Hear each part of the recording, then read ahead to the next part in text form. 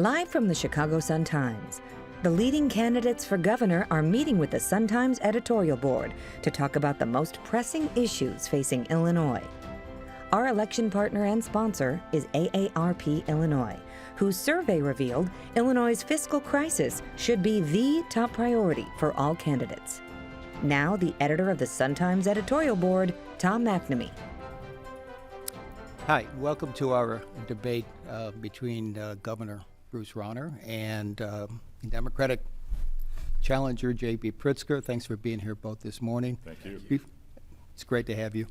First, we want to tell those folks who might be watching this either on YouTube, Facebook, or on our website that if you're following the conversation on Twitter, you can use the hashtag #SunTimesLive, and we'd love to hear what you have to say, so please do so. The hashtag is SunTimesLive.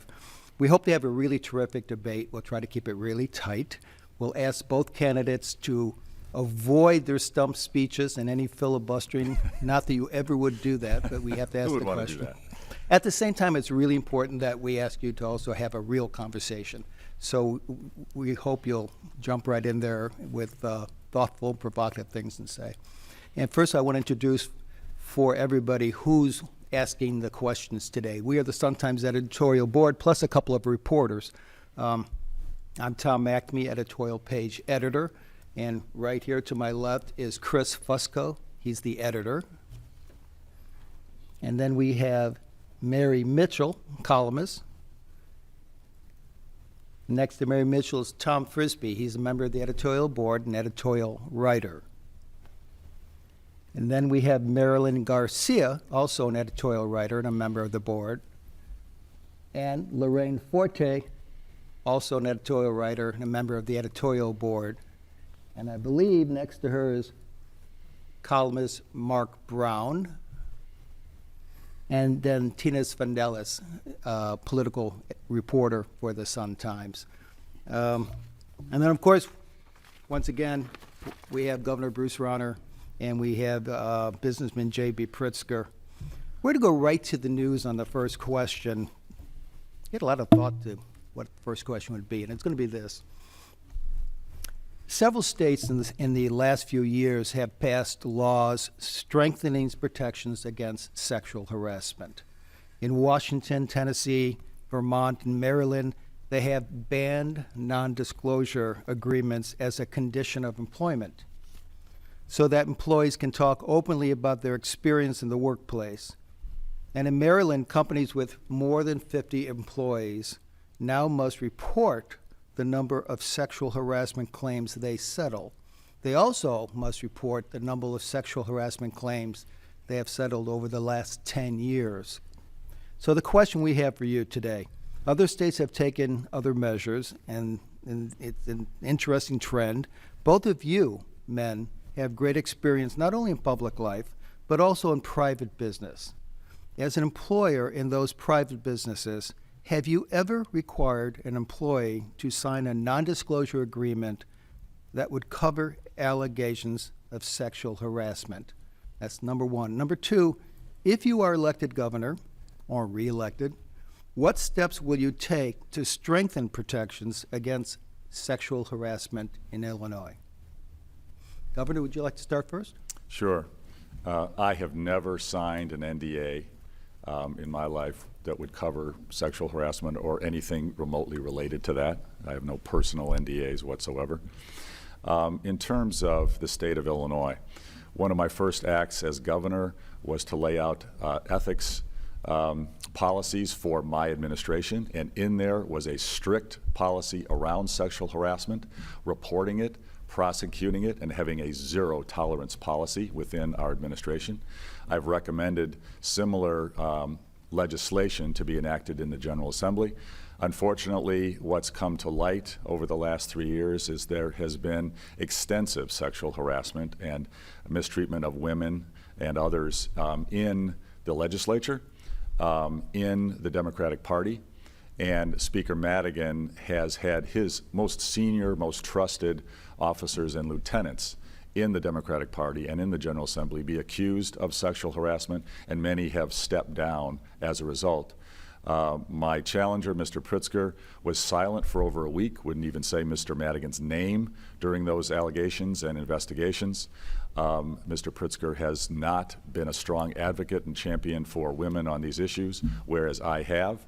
And I look forward to changing the culture in government, changing the culture in ways that we can stop this mistreatment, stop the sexual harassment and abuse, and I support the legislation that has been recently introduced that requires disclosure of any NDA that might touch on these issues in any way. That has been introduced in the General Assembly in recent weeks. So let me be clear about two things, then we'll go to Ms. Pritzker. First of all, you have never signed an NDA, but you've also never required one of an employee that they signed ones, right? That is correct. Secondly, is there any specific legislation that is not now current that you would propose or sign? For instance, in Maryland and these other states, they actually have a ban now on NDAs for businesses of more than 50 employees.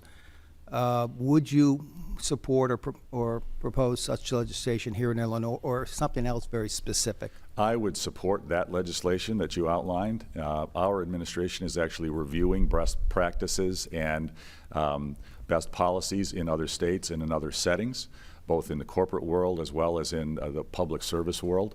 I believe that we need to take strong action on these issues. Our General Assembly has been slow to act. And I'll say that Speaker Madigan didn't even fill the Legislative Inspector General role for 3 years. There was no way for a woman who was mistreated to ask for an investigation. He specifically did not even have that office filled. And as a result, many harassment cases were never investigated. And I've talked to many women who feel like even today they are uncomfortable coming forward in the state government, in the legislature, because they believe that the system is rigged, that Speaker Madigan's control is too strong, and his oversight of the Legislative Inspector General and the system is such that they will not get justice if they come forward. Did you ask him to fill it, the position? Did you ever advocate for it, press him, push him? Many of us have in our administration. There is no reason for that office to stay empty, none. And it's the job of the Speaker to fill that position, and to have it empty for years, there's just no excuse, none. It shows the lack of concern for carrying out justice on all these issues. So, Mr. Pritzker. I have never signed NDAs or required NDAs that prevent people from reporting sexual harassment or keeping that silent. In fact, in our campaign we've done, and in our business, we've done sexual harassment training so that people understand what's not allowed in the workplace, but also what the reporting mechanisms need to be. That's something that needs to be strengthened in Springfield. Women who come forward bravely need to be believed. And after that, they need to have their claims investigated and by an independent investigator. And then we've got to make sure that those who are responsible for the sexual harassment or sometimes sexual assault are held accountable. Now, I really believe that this hasn't happened enough in Springfield. And I have called out Speaker Madigan, and I have called out both Democrats and Republicans, because this doesn't just happen on one side of the aisle. There's sexual harassment in the Republican Party, and people should be held responsible there too. In our administration, Juliana Stratton's and mine, we intend to have independent investigations when people come forward. We intend to make sure that people are held accountable for their actions if they are perpetrating sexual harassment or, God forbid, sexual assault. I know sexual harassment is an issue that doesn't necessarily know party boundaries, but at the same time, Speaker Madigan is perhaps the single most powerful person in Springfield, with all respect, Governor. I wouldn't disagree with that statement. and therefore, what he does is more important than anybody else. Sure. Would you agree that he has fallen short, though, yes, on handling the issue of sexual harassment? Yes, and I said so, and it took too long to have those allegations investigated. You took a week to even say it. I did call it out. The governor knows that. He's just playing politics with this. The fact is that in an era when we now have a Me Too movement, a Time's Up movement, it is critically important that we have processes for women to come forward and have those claims heard. Well, I'm glad we're having our Speaker Madigan discussion up front, because that was going to be my subject of discussion, so let's go there. Good. And I was going to start with Governor Rauner, but actually, Mr. Pritzker, you provided us with a natural segue here. So if you're elected, you'll enter Springfield having never held any elected office, while Speaker Madigan holds the distinction of being the longest-serving House Speaker of any state legislature in the U.S. Obviously, by our discussion here, we also know he's a bit of a polarizing figure, right? Historically, some blame him for the votes that led to our state's massive pension debt, low credit ratings, and other financial problems historically. Are you concerned the Speaker has stood in the way of fiscal reforms in Illinois government? And what can you say to convince Illinoisans you won't be his puppet or under his thumb? Well, I'm independent. I've been independent my entire life. You've seen the things that I've accomplished during the course of my lifetime. They had nothing to do with the Speaker of the House. That was expanding school breakfast to 230,000 more kids in the state of Illinois, thousands of kids getting early childhood education, and making sure they have child care. And you know that I helped to build, in fact, I led the building of 1871 and the Illinois Holocaust Museum. All of those things that I've been engaged in, and they're all public policy oriented, are things that I've done as an independent leader. I will not change when I become governor. I will remain an independent leader. Now, I believe that Speaker Madigan has made mistakes over the years, and that we need to change the way business is done in Springfield.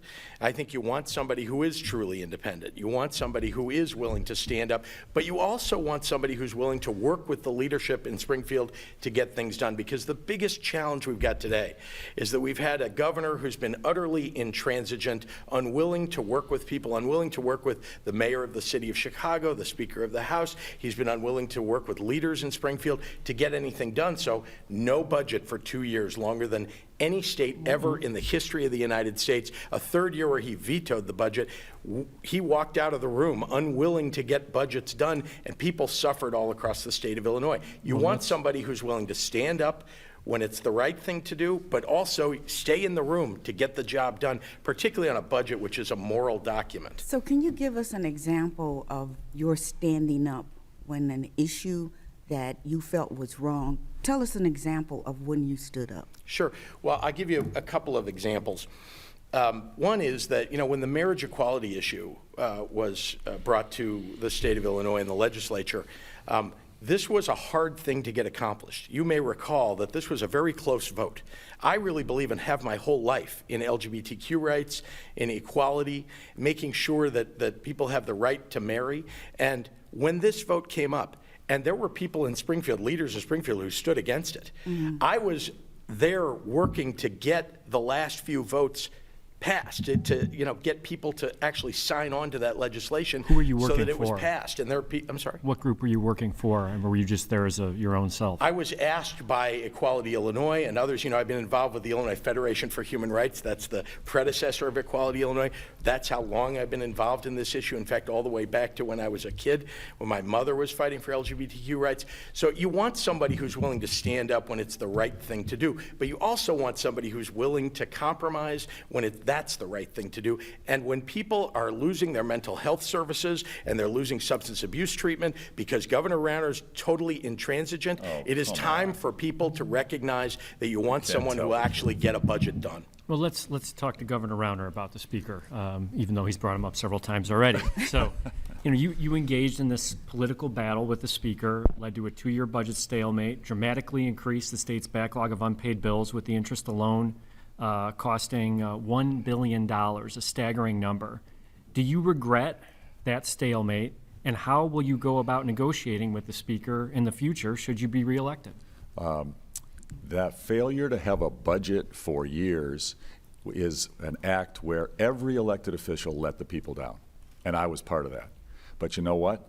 We have to change, and the simple fact is Speaker Madigan had a supermajority during the budget battle. He had the ability to pass any budget at any time with or without my support. He specifically did not want to have a balanced budget. He specifically passed a budget that was unconstitutional and out of balance the first year, didn't even pass any budget at all the second year, and could have passed any one at any time. And he made the statement in 2015, the first year of the budget fight, that what he wanted was to have the income tax go up. The governor, you That for was 3 years please, Mr. didn't Pritzker, introduce a budget. if you're going to interrupt, talk about your 26% tax hike, Three Mr. years Pritzker. you went without introducing All a right, balanced let's budget. get back to the question. Now, So, but in fairness to your response here, the people elected you to govern, Correct. right? And To stand strong for what's right. We have had decades. When I became governor, we had many billions of unpaid bills. We had some of the biggest unfunded I guess, pension liabilities Governor, in the country. we understand that. I guess the question is this: there was nothing about Mike Madigan that should have surprised you, and you no we're not. surprises. So to put the blame on Mike Madigan is to put the blame on the person you actually entirely knew what he was all about in his existence. Yet you failed to get a budget for 2 years. I don't understand how you can. We're looking to see what you would do differently. So what we've proven is that eventually we can get a budget. We didn't do it the way we should have. We didn't get reforms in pensions, in government health care, in government consolidation. We got it through a tax hike that I vetoed because it was wrong. And Mr. Pritzker and Mr. Madigan are proposing another income tax hike on top of the one that we've already got, and $11 billion in new spending that That's Mr. Pritzker's just wrong. advocating. That's untrue. Tom, oh, come on. That's Tom, untrue, Governor. let's be crystal clear here. We will never have balanced budgets. We will never have a good future for the people of Illinois if our economy continues to grow slower than our government spending. Tax hikes will never solve the problem. Mr. Pritzker's only real policy recommendation is a tax hike with $11 billion just in not new true. spending, and that will break our state. People will flood out. Businesses will flood out of this state. We have to change the structural reasons that our government spending grows faster than our economy. That's what I'm working to do. A tax hike will only make that problem worse. And we have to stay strong on this point. We can't just throw up our hands and quit and say, let's raise taxes, give up on reforms, and hope that balances the budget. That will never balance the We budget. want to give you an opportunity to respond to that, and then we need to move on to the next question. We need real reform, there's no doubt about it. And we do have big differences of opinion about taxes, that's true. I believe that we need to change the tax system to make it fairer for people. You need to pay We want your to taxes. lower, Okay. we want to Pay your lower. taxes. So Governor, would you We stop want to let interrupting? him have his say so we can move to the next question. We need to lower taxes on the middle class and those striving to get to the middle class. We need to lower property And you're going taxes. to raise Governor them. Rauner You're going to proposed raise a the billion. taxes on the middle class. Governor You Rauner, you absolutely will. proposed a Actually, billion we'll dollar get to more tax detail increase on on the property graduate. owners. We're gonna $1 get billion. there. Don't worry. Excuse me. Let's talk about We'll but- get to the graduated income tax a little later in the debate. But he's talking about balancing the budget of the state of Illinois, and I just want to respond that it takes three things to balance the budget. You've got to look at revenues, you've got to look at efficiencies in state government, and you've got to grow the economy. Governor Rauner has done none of those things. He's the biggest deficit baloney. spender in the history We've of the grown state of Illinois. 210,000 net You are new the jobs biggest, in which Illinois. is lower than your predecessor in the Gentlemen, same time this next question will period. give you an opportunity to just talk about your intentions, okay? And this question is for both of you. Unfortunately, for the last, four of the last 9 governors have gone to prison in Yes. Illinois for illegal acts. And we could have number 5 right here. You both have had ethical questions raised about you. Mr. Pritzker, your property tax breaks have come under scrutiny, and Governor Rauner, your administration's handling of the deadly Legionnaire's disease is under investigation by the Illinois Attorney General. What do these situations say about character? I want to start with Mr. Pritzker. When does, and we've all seen the commercials, so we know what you have to say about each other. We want you to talk about your character. When does a scheme cross the line and become fraud? And is it enough to expect that when a candidate follows the rules, voters should be satisfied with that and not see ethical lapses? Talk about what the whole property tax scheme. So this was, as you know, an internal memo that was leaked for political purposes. That was actually confirmed this morning in another paper. Leaked for political purposes, and it was about the problems that they're having in the assessor's office. And you know, I've said for a long time now that there are real flaws in our property tax system that we have to address. I had a renovation project ongoing, And that renovation project was stopped because it was unclear whether the home would be sold or put up for rent. And subsequently, the renovation project was restarted. All the taxes that were assessed on the property were paid. But remember, this has been an effort by Governor Rauner, again confirmed this morning, to distract from his own property tax problem. But I don't want to talk about Governor Rauner right now. I want to talk Fair about enough. whether or not taking advantage of loopholes. How does that reflect on your character that you were able to do that? Yeah, but remember also that 54,000 people in Cook County seek to have their property taxes Don't reassessed, insult the people of including Chicago that Governor. way. That Governor, insults the people. Look, you're on You the attack cheated. because you're You distracting from committed your own fraud, record. and that's nothing 22 like what Walmart is doing. reassessments you Okay, saw, so the illegal question, the homestead bottom line exemptions. question is, are you saying that this does not reflect negatively on character? No, and in fact, I am not saying that. I am telling you that the rules were followed here Oh, and come that there on. were inaccuracies in that report. Okay, How fine. outrageous. All right, and Governor, Wait, there were inaccuracies in the Cook County Inspector General's report. Yes, I've said that. okay, so Governor Rauner, at what point does a mishandling a crisis, such as the outbreak of the Legionnaire's disease at the Quincy Veterans Home, rise to the level of unethical or criminal? At what point?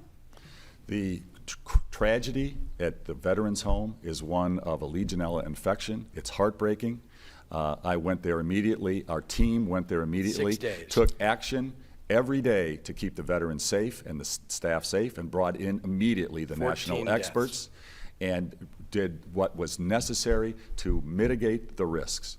And there's been hundreds of hours of testimony, review by outside groups, by the legislature, by the national experts at CDC. Now a And at criminal no probe, point, Governor. and at no point has anyone ever said there was any unethical or criminal behavior ever. There At is no a criminal point. probe. So why do you think And it's being investigated? for political purposes. Mary, let's focus. Please, let me answer There's this a question. grand jury. This is the most important question, because this election is about integrity and character. At no point has anyone, after countless hours of review, said there's any criminal behavior whatsoever. There is a criminal probe Mr. ongoing. Pritzker, please. Mr. Pritzker was investigated by a Democrat, not a Republican, a Democrat in the city of Chicago for months, reviewing emails, reviewing contractor reports, interviewing those WBEZ involved. did a And year-long Mr. Pritzker, report please, on Mr. your Pritzker, failings your that led to 14 fraud is what deaths. this is about. Cover And up Mary, 14 let's deaths. focus. This is critically important. This election is about this issue. There was an investigation. He concluded, after the investigation concluded, tax fraud, mail fraud, now talking about- perjury. excuse me. Okay, He this wanted is to not make this partisan. about- And Mary, let me finish the point, please. This is important. Within 24 hours, Lisa Madigan, with no Governor evidence Rauner, whatsoever of criminal behavior, there said is a she's year's launching a worth of criminal reporting now. investigation, Mr. Pritzker. A year's I'm worth going to of let you reporting. respond to that. That would be only fair. But Thank you. I'm not There's a finished year's answering the worth of question, Mary. report. Okay, You've let been him going answer, on and on. and then you finish, and we'll be This is moving the on. core Thank issue, you. There Mary. is The a reason year's it's worth of crystal clear. reporting, and He now doesn't there- want to We hear this can't answer. now- Excuse me, guys. criminal Boys.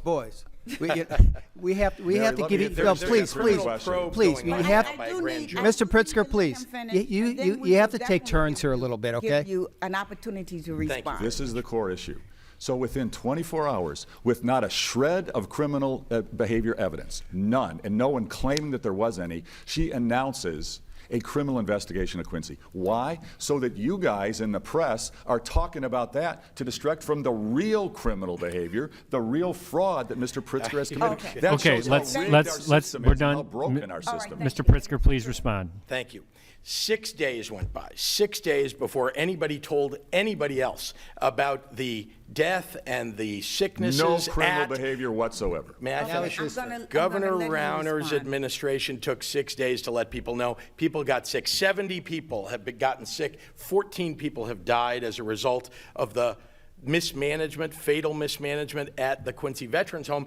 And there was a cover-up. There are emails that were uncovered. In fact, in FOIA requests, they were blacked out. because he didn't want to let people know what really was going on, which was an effort to cover their butts, to make sure that they weren't held accountable. They wanted to blame it on Senator Tammy Duckworth, who hadn't been there for years, and they wanted to blame it on the weather. Okay. That is what the governor has been saying about what is now a criminal probe into what political happened purposes. to 14 people who died because of his fatal mismanagement. It took 3 years to finally deal with it. Well, Governor Rauner, we thank you for 3 that years. response. Thank you. All right, let's move on to Tom Frisbee. I have two related questions. I'd like to ask each of you one question. For Governor Rauner, I'd like to ask you this. The Sun-Times ran a series called 31 Bullets that laid out a number of reforms that could reduce gun violence. My question for you is, what specific laws will you champion if you get a second term to reduce gun violence in Illinois? And with that, I'd like to ask you, do you intend to sign the bill that would provide for state certification of gun shops, which has been rewritten to address objections that you had to an earlier version? And for Mr. Pritzker, I'd like to ask you this. What particular stiffer sentences would you support? What specific sentences for people who are repeat gun violators? So can you start? I signed a 72-hour waiting period for gun sales. I signed a bill to take guns away from those who are adjudicated mentally ill or dangerous to themselves or others. And I proposed, but the legislature did not act on, I proposed a ban on bump stocks and trigger cranks. I proposed resource officers be made available and funded for every school that would like one. I proposed a death penalty for anyone who commits mass murder or murders a police officer. And I proposed truth in sentencing so that violent offenders aren't let back out on our streets early.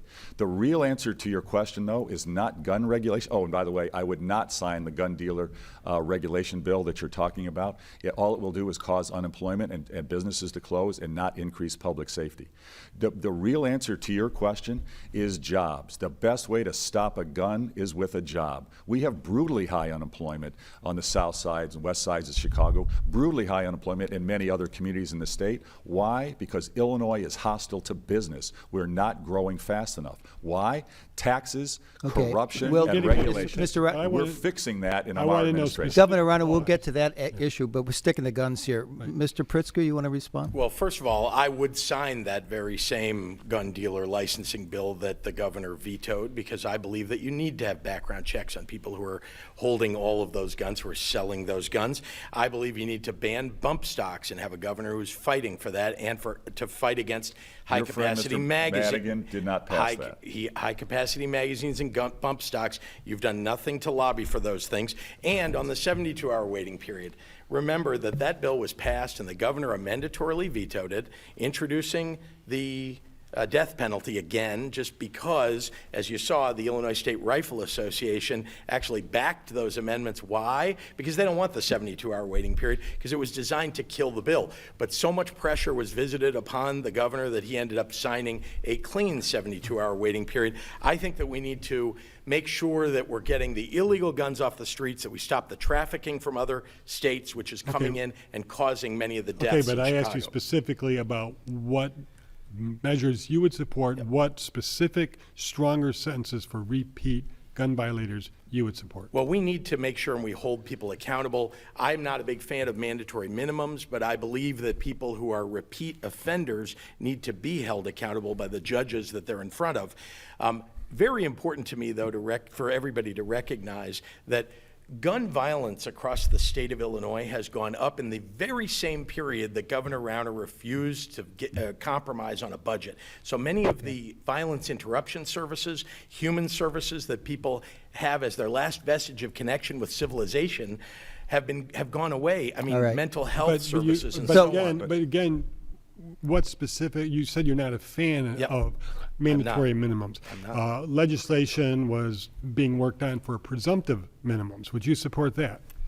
Look, again, I'm not a fan of mandatory minimums. But that's not and I think- mandatory, that's presumptive. Yeah, I understand, but I'm telling you that Is what that a we no? need to make sure happens is that all the circumstances are taken into account. Okay. But look, people who are repeat gun I know. offenders, they should be held accountable. I know then, to Okay, presumptive. so let's move on to another question. Our partners here are the AARP Illinois, and they sent us a few questions we'd like to also ask. I'll ask one here from the AARP Illinois. A recent AARP Illinois poll of registered voters ages 25 and older found an alarming concern. Nearly half of those polled say they have considered leaving the state in the last year. That includes my kids. During your first 100 days in office, what specific, and by the way, we know you can talk forever about all of these, but very precisely, what 3 direct actions would you take in your first 100 days to discourage people from wanting to leave the state of Illinois? Governor? It's crystal clear. It's what I've been fighting for every day as governor, and we need to continue the fight. Number 1, reduce the tax burden, both income and property taxes being the priority. Number 2, grow more good-paying jobs by making Illinois pro-business and pro-growth and job creation. And I've been endorsed, not Mr. Pritzker, by every job creation organization in the state, and have been honored by the National Black Chamber of Commerce for doing more for black business than any other elected official in the United States in recent years. And number 3, end the corruption. The corruption is what makes people lack confidence and leave the state. The UIC determined Chicago is the most corrupt city in America, and Illinois is one of the most corrupt states in America. Mr. Pritzker has been part of that corruption. He was caught committing tax and mail fraud and perjury. He tried to buy political office from Rod Blagojevich before Blagojevich went to prison. He's cheated on his income taxes by hiding his money offshore. He's used racist language in referring to African-American elected officials. Governor. He is part of the broken Okay. corruption in this state, and we have to end that with term limits and fair maps. Let's hear You from- guys are really great at spinning it to the next issue. Mr. Pritzker, same I'd like question. to answer your question, if I may. You asked about 3 things that we can do to reverse the outmigration. So let me address those. The first thing is that we have, as you know, some of the highest property taxes in the entire nation. You It's one of cheated the on yours. reasons, Governor, you've done nothing about property taxes and proposed $1 billion increase in property tax. That's a lie. Let me answer the That's a question. lie. I You let can't you tell go the on and truth. on with lies. Let come me on. please tell the truth here. We need to lower property taxes in the state, and we can do that with a fair tax system. That's what I've proposed. I believe it's very important for us to lower taxes on the middle class and those striving to get there in middle income neighborhoods. I So, wanna so the remind 3 you. things very specifically to Okay. keep people from leaving Illinois are 1, 2, and 3? Fair enough. Property taxes, we've got to make sure we actually fund our higher education, universities and community colleges, and expand our MAP grant program. I put out a plan for doing just that. And then lastly, we need to raise the minimum wage, something that Governor Rauner opposes. I really believe that people should be able to earn a living wage.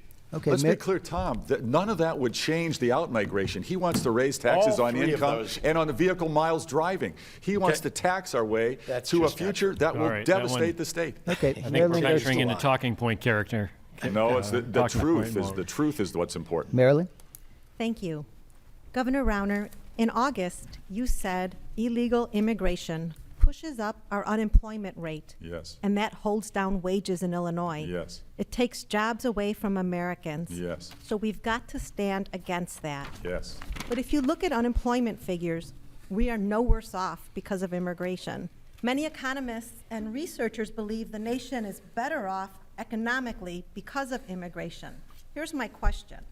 There are more than 1.7 million foreign-born people living in Illinois, including maybe 500,000 undocumented immigrants. Where do immigrants living in Illinois, including undocumented immigrants, where do they fit into Illinois' economy? Great question. Let's focus on immigration and sanctuary, critical issues. I support legal immigration. Legal immigration has built America, and I support streamlining it and simplifying it. Illegal immigration takes jobs away from Americans and holds down wages, hurts union workers, farm workers, factory workers, hurts wages and raises unemployment. That's a fact. Mr. Pritzker has said, let's be crystal Try clear. answering the question. Have you Mr. Pri- seen the unemployment figures? I have, and Illinois should be far better. One of the reasons we have such high unemployment in the city of Chicago and so much crime is the massive number of illegal immigrants here take jobs away from American citizens and Chicago citizens. Okay, so you're blaming the violence in Chicago on illegal immigrants? I'm saying that the unemployment is higher and wages are lower because we have so much illegal immigration. And you know what? Mr. Pritzker likes to say he supports union families. Union workers are hurt by illegal unemployment. And he has said there is no such thing as an illegal person. He has said there's no such thing as illegal, and he wants more sanctuary cities in Illinois. I am against sanctuary. I'm against illegal immigration. People are not illegal. There are undocumented immigrants, but people are not illegal. People can be here illegally, and they are, and they shouldn't be. We should have E-Verify in our system. That's the way to stop illegal immigration. And that will raise wages, get more jobs available for American citizens. And Mr. Pritzker is against American workers when he supports sanctuaries and says no one is here illegally. Mr. Pritzker, what's your response? Governor Rauner and I. Where do immigrants fit into the Illinois economy, Thank including you. undocumented immigrants? Governor Rauner, of course, is trying to mask his own position. He and I agree about the Trust Act. He signed the Trust Act. Yeah. I agree we need a Trust Act in the state. Which law enforcement asked me to sign. And And let it me does also not say, make us a can you stop sanctuary? interrupting? You can't interrupt let me them. please answer the question. And we'll stick to policy. We need comprehensive immigration reform at the federal level, and you should have a governor who's standing up and advocating for that.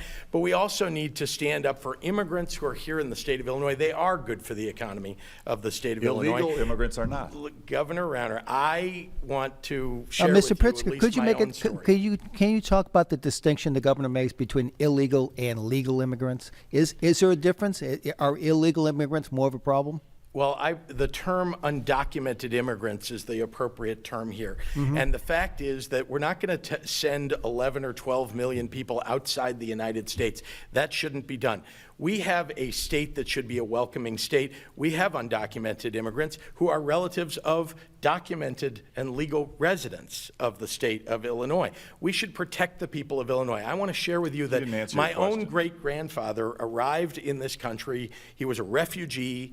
He was penniless. He would have been killed if he had stayed in his home country. Refugees are not illegal immigrants. Arrived here in the state of Illinois and was taken in by a human service agency, given a place to live, given a public education by a public school, and learned English, went to a public university, and it was the bounty of the people of the state of Illinois, their generosity and the security of the United States that kept them safe and that has allowed me to survive and my family to survive. Look, I really Did your believe that grandfather Governor come here? Rauner back Did in your grandfather come here legally? My grandfather arrived here a refugee. There was no process. There was no distinction made then, but now there is. Do you Yeah. think there's an issue with undocumented immigrants becoming a burden on the city, which seems to be what the governor's saying? Look, we need comprehensive immigration reform so that the challenge doesn't get worse. But the fact is that we've got people who live here in the state of Illinois that need to be protected. He's not answering That's your the question. job of the guy. I just answered the question. Are they a burden, That is though? the job of the governor. Answer her question. The question is, do you see them as a burden on Illinois as the governor You just does? said you didn't No. want to make the burden worse. I'm explaining that what we need to do is protect the immigrants that are here in our state. We have immigrants here who are not protected, under attack by President Trump. He stands with President Trump on this. I do not. Okay, listen, we need to move on because we're already 45 minutes into this debate. Each of these issues we could talk about for an hour, but let's move on to Lorraine. Okay, Mr. Pritzker, as you campaign downstate and you're trying to get the votes of people in rural areas that are very different from Chicago, where you're from, what is the biggest problem that downstate residents talk to you about that's different from what people in Chicago talk about, and how would you address that problem? And then, Mr. Rauner, I have a similar question for you, Governor. Well, I think you might be surprised at how similar the challenges are, and so I'll point out the differences, but they're differences of emphasis. What people are concerned about all across the state, whether they live in Cook County or in Union County in southern Illinois, is jobs, having the ability to send your kid to college affordably, and making sure that everyone in your family is covered with health care. But in southern and central Illinois, often jobs have not been created, particularly under this governor. Very few jobs created in central and southern Illinois. And in fact, he's denigrated those communities with some of the comments that he's made. What would you do to solve that problem? So I put forward a plan that actually helps grow jobs. Remember that 2/3 Raising of all the taxes won't jobs, grow Governor, jobs. could you let me finish? I know you're in these desperate final hours of the campaign and on the attack, but look, we need to create jobs, and 2/3 of all the jobs that get created in the state of Illinois get created by startup businesses and small businesses. And I have put forward a plan to help people get the capital and the mentorship and the technical assistance that they need all across the state of Illinois. That's one. Two, we need to invest in infrastructure, and I've put forward the idea that infrastructure is important not just here in the Collier counties and in Cook County, but all across the rest of Illinois, which is the supply chain hub of the nation and where we grow much of the agriculture for the world. We employ 1 million people in our agriculture economy. We've got to make sure and invest in that as well. Well, does that not involve raising taxes? How are you going to pay for those? Those sound like great ideas, but how do you? But 11 doing, billion of look, new spending. let me, no, that's not true. Let me be clear that infrastructure is something Governor Rauner says he wants to do it, but has no real plan for it. I have a We need to specific plan. invest in infrastructure. That's something we agree on. But these other ideas, this doesn't cost the state of Illinois much of anything. In fact, expanding healthcare, I'll give you an example. I put forward a plan for expanding healthcare that literally doesn't cost the taxpayers anything. It allows people to buy into the state's health insurance system, buy-in being the key words, that people are paying for it, but it's much less than a private health insurance plan would be. We need to give people the ability to expand not only their availability of health care, but also to give small businesses the ability to offer health care to their employees. Okay, and Governor Rauner, on the other side, what is the biggest problem, and you may have touched on a couple of them already, but what is the biggest problem Chicagoans face that Downstate does not, and how specifically would you address that? And since you're against taxes, how are you going to address it without costing more money? So this is the critical issue. In Chicago, the people are suffering terribly from brutally high property taxes and brutally high unemployment, which drives violence. That's it. In Chicago, it's brutal violence caused by unemployment primarily and by brutally high property taxes. And I have proposed freezing property taxes and empowering local voters to control their property tax levy through a simple voter referendum, and to control simply government consolidation and sharing services and competitive bidding and contracting to lower property taxes. We need to grow more jobs. That's by reducing the regulatory burden and the tax burden on our small businesses. And I've been endorsed by every job creator organization in the state to do that. And number three, it's the corruption drives people out of Chicago and the state of Illinois. Mr. Pritzker has been investigated and found to have been part of that with tax fraud, mail fraud, and perjury. Okay, once you get rid of property taxes, how are you going to make up the revenue? And give me an example of regulations that are so burdensome that they're driving companies away. So this is really important. So total this up. I've proposed $6 billion in government efficiency savings, $6 billion with a B. And track me on this is important. Mr. Pritzker has proposed $11 billion of new spending. That's not $11 true, billion. Yes, it is That's true. just not true. Yes, it is. You're I proposed making it $6 up. billion in government efficiency. How do we do that?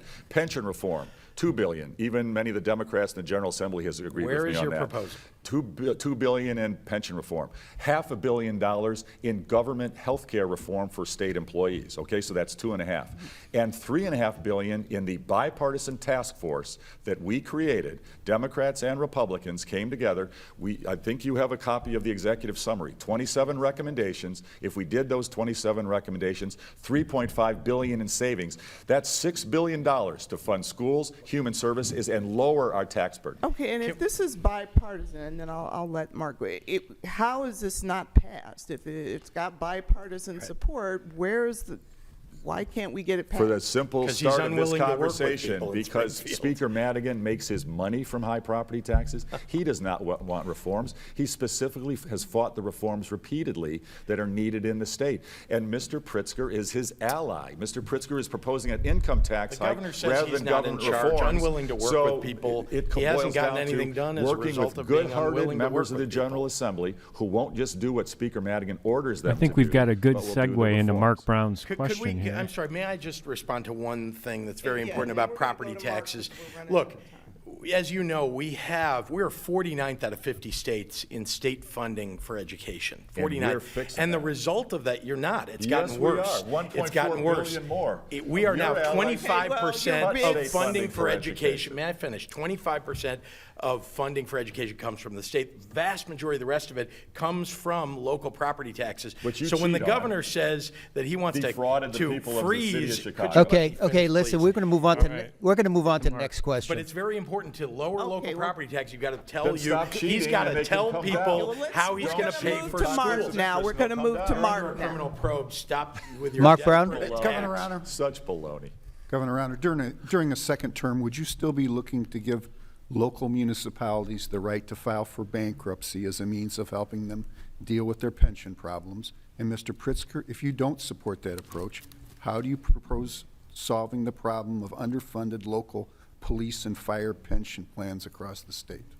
So the answer is, I believe in local control of every possible issue.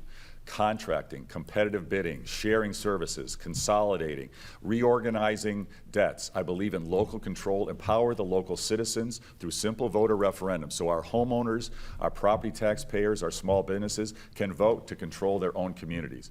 And as I said earlier, that would, if we did that, there's possibly $3.5 billion of savings and another $2.5 billion at the state level. This is what we've specifically the recommended. bankruptcy question. Bankruptcy is one of the things I would include as a local option for people to decide whether they want to use it or not.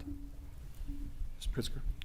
Well, in addition to bankruptcy that he's advocating for local governments, that he also advocated for the state government. I hope we'll get to that subject. But look, let's talk about what we need to do for local pension systems. First of all, we should allow local pension systems to invest their dollars together. It is true that when you've got a very small pension system, the costs of investing that pension system are very high, and it takes away from the dollars available to actually pay people the pensions.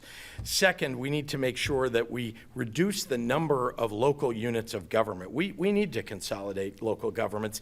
That will lower, not, by the way, it doesn't affect the state budget so much as it affects local governments if we can consolidate. There are too many taxing bodies. There are too many units of government that lay on top of one another. We have the highest number in the United States, 7,000 around, and the next highest, by the way, is about 5,000. So we need to go after that as well. All of those things together So, will help alleviate can I ask you some about of the the burden. consolidating local governments? I've been hearing this in the 40 years I've been working in Chicago News, and no one's ever done it. Why not? DuPage County's done it.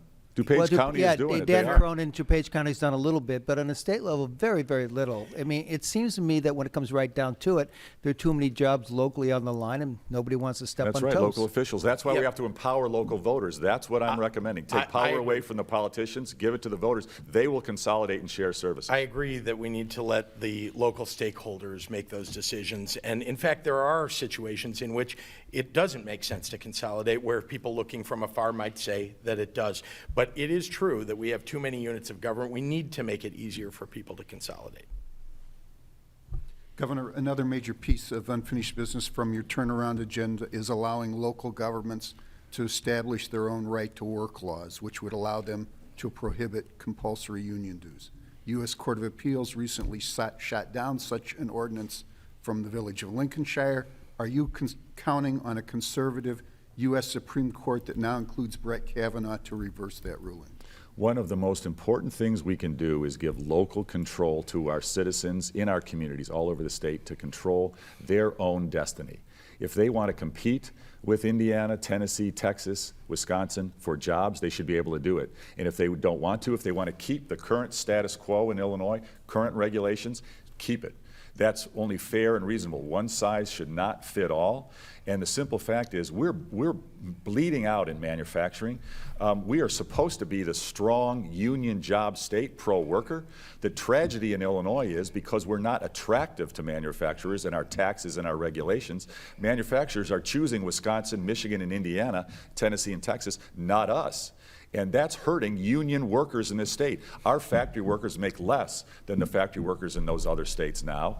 And they're growing tens of thousands of good paying union jobs in those states. And we're not growing many union jobs because manufacturers aren't coming here. In order to have a union job, you got to have a job, and especially a factory job. If we bring more factories, and I've been endorsed by the Manufacturers Association, I've been endorsed by the Chamber of Commerce, I've been given the Defender of Manufacturing Award from the Technology and Manufacturing Association. I'm fighting for more manufacturing jobs, and those jobs can become union jobs, and I want more union jobs in Illinois. That is just hogwash. The governor has been fighting against unions and trying to destroy unions from day one of his governorship. He brought with him this Koch brothers right-wing network agenda that says lower wages and lower workplace safety. Your taxes and raising taxes allow on me to union finish? workers More will not help desperation from the union governor. workers. Look, You wanted to lower people's wages in the state of Illinois Baloney. because you thought that having a low-wage state would create jobs. You've been bad-mouthing the state since day one of your administration. That is why people don't want to move to the state. I'm opposed to right-to-work laws because it takes away people's collective bargaining rights. It takes away people's right to go have any power in the negotiation with management. And I believe strongly that we need to raise wages in the state of Illinois and give people the opportunity to get a better wage. And that means creating jobs. When you badmouth the state everywhere you go, when you tell everybody and invite governors from surrounding states, when you have governors go on TV, he's a one-note Johnny. Let me tell you, if you invite governors from surrounding states to badmouth the state of Illinois and you tell everybody don't come here, guess what? They're not going to come here. People want to be led to fight against corruption and taxes. That's what I'm doing, and they know Mr. Pritzker will raise their taxes if we fix the property tax and fund system the and corruption lower that's taxes eating our on the state middle apart. class, our economy Corrosive, will cancerous thrive. corruption. I think that's a good self-dealing. segue into Tina's question. Governor, you've talked a lot about how stressful it is to be governor. You make jokes about losing weight and a little bit of hair. How do you stay well? Specifically, do you have a diet and fitness routine, and how do you deal with stress? And I have a similar question for Mr. Pritzker. This job's tremendously stressful. Worrying about 12.8 million people every day is very stressful. It's also an honor and a privilege, and the most wonderful thing I've ever done in my life, and the hardest thing I've ever done. And it's a deep privilege to serve the people of Illinois. What do I do to relieve stress? 3 things. I ride my motorcycle a lot, feeling of freedom and just relaxation and being out with friends, veterans and police officers and firefighters. It's my #1 way to relax. But I also swim when I can. It's not nearly enough. But I also skate. I used to play hockey when I was young, and I skate. When it's hot, I rollerblade, and when it's cold, I skate. And Mr. Pritzker, you've gotten a good glimpse of what it's like to be governor in terms of traveling statewide and going everywhere. It's a grueling schedule. Same question for you. How do you stay well? Specifically, do you have a diet and fitness routine, and how do you deal with stress? Sure. Well, I think you know I've had a weight problem nearly my entire life, like a lot of other people. I'm always struggling with it. There's no doubt about it. I always monitor it because, my father passed away when he was young of a heart problem, and I'm always concerned about it. I have 2 young children. They're teenagers. I want to be well for them. So I'm always constantly keeping an eye on it. Look, I also have to decompress, as everybody does, and alleviate stress. I have great friends, and I have great activities that we do together. I'm a tennis player, decent one, although I have trouble, I admit, getting everywhere on the court, and sometimes I miss shots. But I do enjoy getting outdoors, and I walk along the lakefront or wherever I can. I think that being governor of the state of Illinois is such a great honor. The people of Illinois deserve to have somebody that will wake up every day thinking about them, working hard for them, who's healthy for them, no doubt about it, and goes to bed at night thinking about what they didn't do that day for the people of Illinois, for working families, that they need to do the next day. And I think I've demonstrated to many people in public as a candidate how hard I work. And I have worked very hard my whole life building a business and helping people across the state with early childhood education, with school breakfast. These are all things that I've dedicated myself, and it's been the work of my life, and I'll be proud to serve as governor. It's so insulting when you cheat on your taxes and defraud the people of Keep Illinois. repeating. To say Listen, that. Governor, That is insulting 14 to the people people died of in go. Veterans I'll home go. because The only thing you've worked hard covered at it up. is cheating on I your have one taxes. quick- That's Covered it the up. only I have hard one thing quick you've worked question. at. Tina has another Never had a question. real Let's- job in your People life. have All right, died. Tina, let's That keep is it, just let's keep the train moving. Both President Trump and President Obama have released very detailed public schedules, including some meetings that they have with groups and people, even if they're not open to press. Would either of you pledge to release more detailed public schedules in order to be more transparent to the public? I've put out schedules of where I've been during the course of this If campaign, elected and I'll make governor, sure. to show who you're meeting with. Sure, I think people ought to know where their governor's going, who they're with, yeah. Governor? Sure. Transparency is great. Why have you not done that? We've put out my schedule every day. But not when you're meeting with certain individuals or groups, that sort of thing. If you see President Trump's schedule, it's a very detailed list. We put out our schedule every day. I think we should ask the text question, Tina. You had a good one there. There was a recent Pew Research Center analysis, which helped to define what the middle class is in America. If you could please tell me which one of these three you would consider to be the middle class for a family of three in the Chicago area. And this is household income before taxes. So the first option is $120,000 to $130,000, $160,000 to $170,000, or $180,000 to $190,000. Which one of those do you consider to be the middle class for a family of three in the Chicago area? That includes the suburbs as well. Mr. Pritzker. Well, I think it's a much broader, actually, schedule of people and incomes than just that. In fact, I've said all along that we need to lower taxes for the vast majority If you of could people pick one of those, please. in the state. It's hard. I mean, it's hard to pick one of those because I actually think that there are a lot of people who are making more and less than that who ought to be in the Governor? category. Oh, I would say middle class is anywhere from 50,000 to 200,000. That's the middle class range. I mean, this is the critical issue, Tina. Mr. Pritzker's proposed a graduated income tax. Every state that's put in a graduated income tax, the middle class has paid more in That's taxes. not true. Yes, it is. After That's the just not income true. tax came than before. And look at the states that have a graduated income tax today. Yes. Most are doing better than the state of Illinois. Most businesses pay more in taxes. Creating but more jobs. in those states, Minnesota, New Jersey, New York, Connecticut, the middle class pays 6%, 7%, 8%, much more than in Illinois. Mr. Pritzker would raise Governor taxes Rauner, on everyone, the middle class and the is paying almost businesses double would what people at the flood top are out of paying the in state of Illinois.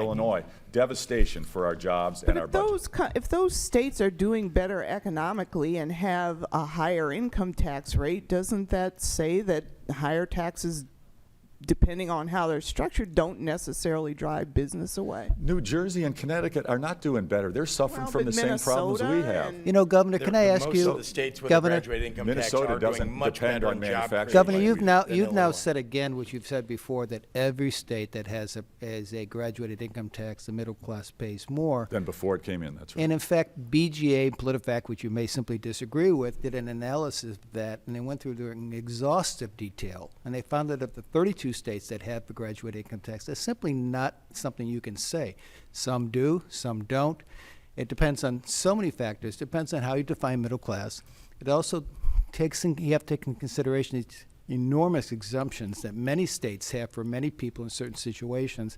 And the bottom line of them was that of the 11 of the 32 states that have graduated taxes, an individual earning a median would actually pay less in taxes than they do in Illinois, when the median being, I think, can't remember what that number was, the median for the national for a household.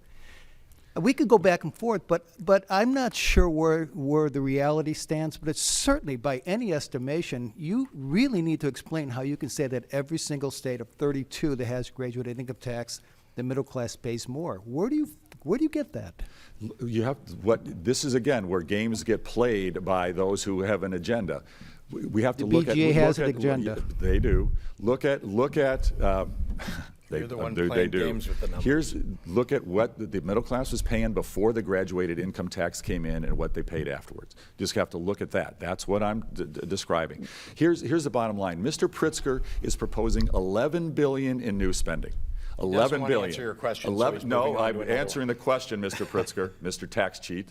So here's You're under a criminal here's what's probe. You crystal. ought to answer for that. A phony one trumped up by your Madigan clan. Wow. Okay, let's try to let's answer the focus. question without referring Yes. to each other, please. Yes, let me answer the question. $11 billion in new spending. Not possible to have only multimillionaires cover that. Just Not wrong. possible. A Just graduated incorrect. income tax. But it is possible to resolve that $11 billion debt with no tax increase? $11 billion of new spending, let alone our existing okay, problems. okay. Biggest deficit spender in the history of the state, Governor. Tom, this is How are you gonna this is cover the that? core issue. I've proposed $6 billion of government efficiency savings that we can more than balance the But budget. that's not the And question. the only, I think what we're trying to drill down on here is this is a very good fundamental difference between the two of you. yes, Voters can decide on. Yes. So let's each take 1 minute apiece and articulate our positions without referring to the other person. On the matter of the On graduated the matter of the income tax. graduated income tax, please. all right, should I start or Mr. Pritzker? Okay. Ding. Ding. Okay. We can never balance the budget unless we take on the structural reasons why our government spending grows faster than our economy, period. As long as we leave the current structure in place, we will always have tax hikes, we'll always have deficits, and You we'll know, I'm always going have to interrupt violence. you right there, Governor, because the question is not why we shouldn't have a graduate income tax or any kind of a tax increase. The question is, if we were to have a tax increase, how do you make the argument that a graduated income tax would hurt the middle class more? I just don't see where Because it makes it easier to raise taxes on everyone. The taxes go through the roof immediately. Those states that have a graduated income tax are the states that have the highest overall tax burden. It's a green light to raise taxes on everybody. Just call your friends in New Jersey. Ask them how it's going. It's a nightmare. They can't fund well, their there are pensions. 32 states that have that. Okay, but those states have taken on the structural reasons. Indiana used to have a graduated one. They did away with it. Wisconsin has a graduated tax, but they've taken on their structural reasons for their economic growth rate versus their government spending. I'm proposing those structural changes. Mr. Pritzker is not, Okay. and he's proposing $11 billion in new spending. Now, Tax Mr. hikes Pritzker, coming. Mr. Tax hikes Pritzker, coming. could you very graduate succinctly income give tax. your best argument for a graduated tax or something like that? Yes. So today, people in the middle and people who are at the bottom who are paying taxes are paying 11 and 13% in total tax burden. All of the regressive taxes on them, including the regressive flat income tax in the state of Illinois. And people at the top are paying about half of that.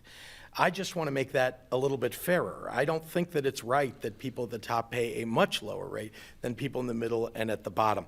The total tax burden that falls on the middle class is much too high. That's why what I've proposed is that we lower taxes. And don't forget the total tax burden. It's not Lower just, taxes? would you please let me finish? Did we not just have a rule here that we would actually be able to answer getting on a towards your policy minute, though, basis? so We want to 30 seconds. lower income taxes on the middle class, and very important part of the structural change in this is that we would lower property taxes. Those two things have a very positive impact on the economy of the state of Illinois, on job creation, and specifically on the middle class. How would we lower property taxes? Yeah, Because exactly. that With often 11 gets. billion With in new exemptions, that is how we would do it. So if you had this- a graduated income tax, would you link it directly in the law to reducing property taxes? I believe that we need to make sure that we're lowering property taxes, so linkage is the right word. I think we need to make sure that everybody across the state, remember what's happening in middle-class neighborhoods, and people are striving to get there. People who own homes are paying inordinately high property taxes, and people in wealthier neighborhoods are paying a much lower percentage of value on their property taxes. I want to lower property taxes overall because they're so regressive. If we do that and we lower income taxes for most people in the state, I believe, again, that we can grow the economy of the state of Illinois, something that the governor has woefully been inadequate at. So I think through this process, we've gotten a really good view of what you think about each other. I would like to get a view of really what you think about how this process has gone so far in terms of you, Governor, your administration.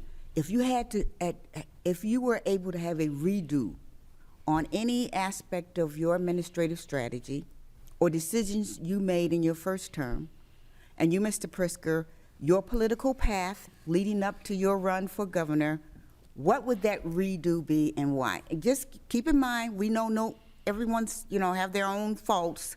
No one's perfect. We just want to get a clear view of what you would do with a redo. Two things. I would look for lots of small step wins in the first year or two. And I would be far more time and focused on effectiveness of communicating to the people of Illinois about how deep and our problems are, how broken, and how much time it takes to fix the problems. Those are the two things we would do differently. That said, we've had great successes, we've learned lessons, and in my second term, we'll look forward to even more success. Okay, and you, Mr. Pritzker? Well, during the course of the campaign, as you know, there's been a lot of nastiness that's come about. I really had hoped that we could have a campaign, both in the primary and the general election, focused on public policy. I've tried to do that. I did that from the very announcement that I made for months and months and months, and believe strongly that there are real reforms that need to be made at the state level that So what we would need you, to. what would, if you had a redo, what would you do differently? Yeah, I would have hoped that we could focus on public policy the entire time. Okay. And that you've tried to do that, I think, in this editorial. We board. It's have. been very We have hard. tried. The attacks just come no matter what. So we really have to wrap it up now. We're at over an hour, and we are going to. But you know, Lorraine had one question, which if she doesn't mind, well, why don't you go ask it? Okay, sure. This is just a question just to give voters maybe a little bit more insight into your personality. Quickly, what TV show do you never miss? And what was the last book that you read that wasn't a political book? And whoever says Game of Thrones gets points. Gets what? Gets points. Got it. Mr. Pritz, we'll go with you first. Sure. Well, I mean, I love the show. I don't know if any of you are on Netflix, but I love the show Atypical. It's a relatively newer show and something that I don't miss. Enjoy that a lot. And what was your other part of your question? The last book that you read that wasn't on politics or current events. Oh gosh, I have to admit that the last book I've read is Industries of the Future by Alec Ross, which is about AI, artificial intelligence, and other technologies that are overtaking the economy and how to deal with those. Governor? Far and away, my favorite time, I have to say, as governor, I've watched virtually no television. Back before being governor, I would love the classics. Like, for example, I would always like to see the Dick Van Dyke Show or some of the classic family shows from the 60s. I love that stuff. It's kind of teary-eyed to me, and it was a great way to relax. I read a lot of issues pertaining not politics, but issues of challenging society. And I would say one of the best books I've read recently is called The Big Sort, how people in America are moving into groups where like-minded people are and what the ramifications of that are. I think that's a topic that, What's frankly, it called again? The Big Sort. Yeah, that's a fascinating. It is. It's worth it. If you haven't read it, I'd encourage that you read it. It drives a lot of what's going on in America today. But I enjoy those kinds of books. Can I say that I am not going to watch TV with either of you anytime soon? Well, listen, thanks for both of you coming in today. It was a good spirited debate. We appreciate you being here. Thanks for the Thank time. you. We want to tell anyone who might be listening here that we will be making an endorsement of this race probably later in this week. And in the meantime, we encourage everybody to go to our website and our Sun-Times voting guide. We worked really hard to interview not only these two folks, but candidates for offices from governor all the way down through county board and every place else. So we hope to go to the Sun-Times voting guide at suntimes.com/election for profiles of all of our candidates running for statewide office, Cook County, Congress. And that's it. Thanks for joining us both. Thank you. Great to be with you this morning. Thank you. Thank you. Thank you.